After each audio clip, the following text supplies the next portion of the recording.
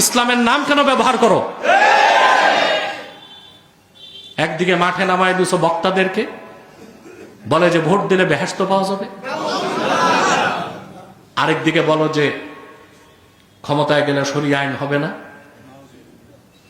এটা হচ্ছে শতাব্দীর সবচেয়ে নিকৃষ্ট ধোঁকাবাজি এই জাতির সাথে।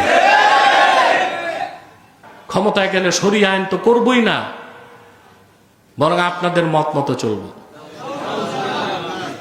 এই কমিটমেন্ট কেন? ক্ষমতায় যেতে। তথাকথিত ইসলামপন্থীদের মুখে এখন এইরকম শব্দগুলো শুনতে পাওয়া যায়। কিসের নারীর বোরখা? যার মন চায় পড়বে।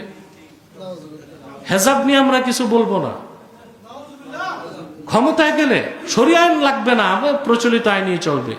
পশ্চিমাদের পাঁচটা কিছু দাল এখন বলছে পৃথিবীর কোথাও শরিয়া আইন কায়েম করা সম্ভব না। ওই যে বলছি চোখ থাকতে অন্ধ, ঠিক না? সৌদি আরবিয়ার সংবিধানের মূল উৎস হচ্ছে আল কোরআন। সেখানে হুদুদ আছে, কেসাস আছে, নামাজ না পড়ার শাস্তি আছে, জেনা করার শাস্তি আছে, চুরি করার শাস্তি আছে, মানুষ হত্যার শাস্তি আছে। এই সব হচ্ছে শরিয়া আইন। আফগানিস্তানে ইমারাতুল ইসলামিয়া 100% শরিয়া আইনে দেশ চলছে। নেতাদেরকে অস্থির দেখা যায়, আজকে এই রাষ্ট্রদূত, কালকে ওই রাষ্ট্রদূত, তারপর ওই রাষ্ট্রদূত।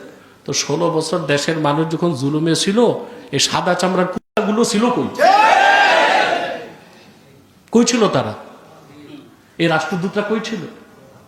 মানবাধিকার সংস্থাগুলো কোথায় ছিল? এখন কেনা বেচা শুরু।